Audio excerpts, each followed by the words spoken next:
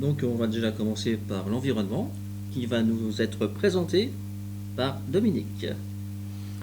Alors, on s'est rencontrés en petit comité et on a travaillé à partir des résultats des premiers questionnaires et plusieurs points ressortent, donc en ce qui concerne l'environnement.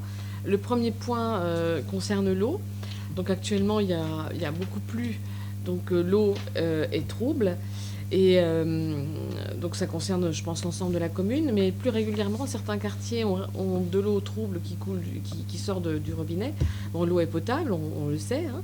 Mais l'idée, c'était d'améliorer la qualité de l'eau pour éviter de consommer davantage de bouteilles en plastique.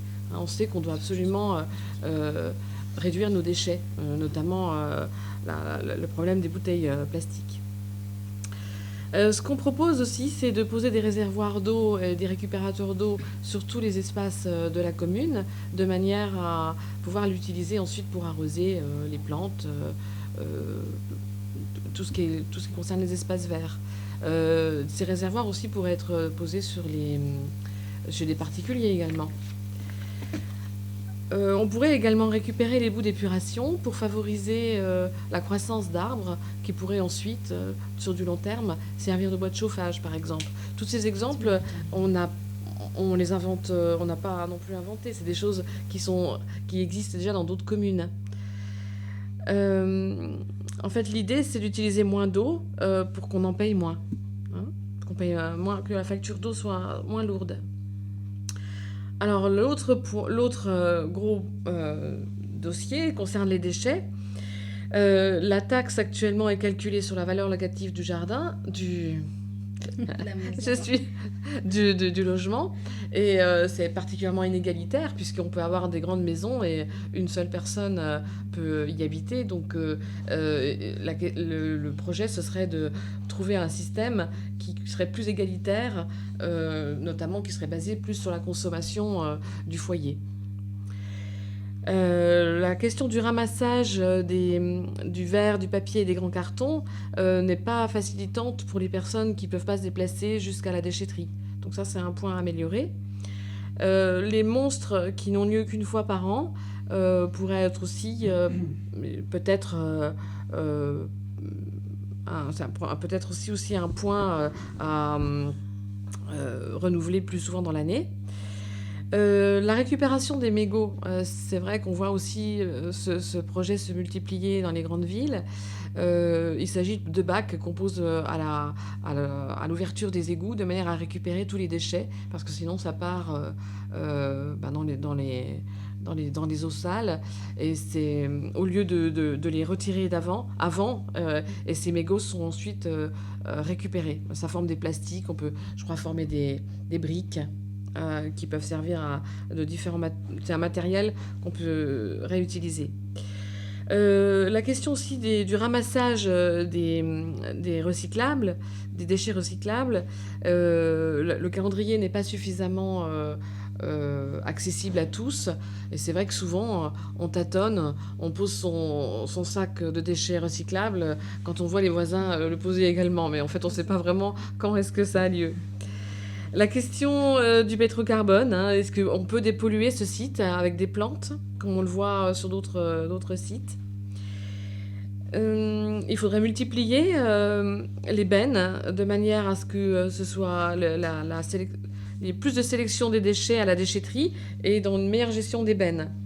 Il existe effectivement d'autres exemples qui sont encore plus intéressantes sur le plan environnemental. Faire une benne également pour les objets réutilisables, hein, au lieu que ce soit jeté, quelqu'un pourrait les réutiliser. Faciliter le développement des éco-cups et des toilettes sèches pour des événements ponctuels. Ça aussi, hein, c'est quelque chose qui est maintenant euh, qui se passe dans tous les événements festifs. On voit les éco-cups et les toilettes sèches se développer. Et puis remettre davantage de poubelles dans les rues parce qu'il y a pas mal de déchets qu'on peut trouver dans la nature ou sur Dieu-Loire. Donc il faut absolument favoriser le, Recyclage. ouais, le recyclage. Mm. Voilà. Donc ça, c'est concerne les déchets. Il faudrait également, sur le plan des espaces verts, davantage planter d'arbres.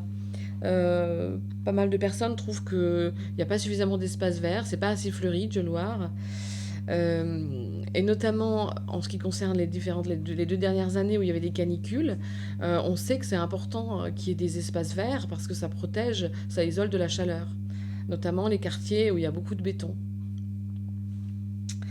Création d'une structure qui pourrait mettre en relation les propriétaires de jardins avec des jardiniers qui souhaitent jardiner mais qui n'en ont pas.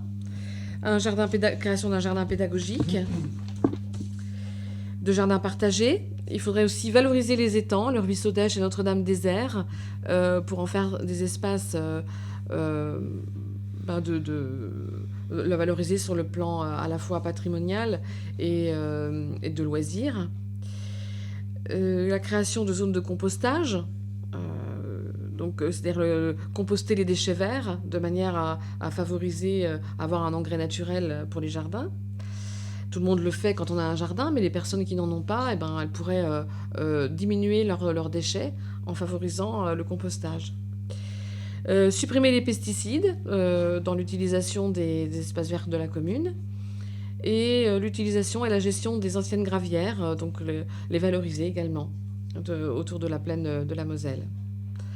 Voilà ce qui concerne les espaces verts. Et encore d'autres points qui concernent plus généralement l'écologie et l'énergie. Créer des permanences pour informer les habitants sur les primes à l'habitat, sur tout ce qui permet d'économiser tout simplement des dépenses que chaque personne, chaque propriétaire dont il peut bénéficier. Favoriser la coupe de bois de chauffage pour les plus démunis. Quels sont les accords avec les bâtiments de France pour les travaux dans le périmètre du château ? Quelles sont les contraintes finalement pour les habitants ? On pourrait créer aussi un Fab Lab et un repère café. On pourrait aussi également créer une cuisine centrale bio pour toutes les cantines scolaires qui sont situées sur Dieulaire, de manière aussi à ce que tous les enfants consomment des produits bio et moins chers. Voilà. Il y a beaucoup de réflexions autour de la question de l'eau, d'où est-ce qu'elle vient, quels sont les contrats qui ont été passés avec Pont-à-Mousson. Concernant la population de Dieulaire, on se demande également qui est-elle ? Est-ce qu'on pourrait faire des réunions de quartier spécifiques ? La question de l'éclairage des rues, les rues ne sont pas suffisamment éclairées. Voilà, il y a pas mal de projets en fait de développement durable qui pourraient être menés. On pourrait également faciliter davantage le transport ferroviaire pour qu'il y ait davantage de trains qui s'arrêtent à Dieulaire. On voit que les places de stationnement du parking de la gare, dès 8h, il n'y a déjà plus de place pour se garer. Donc on voit bien que c'est vraiment la gare un atout important pour Dieulaire.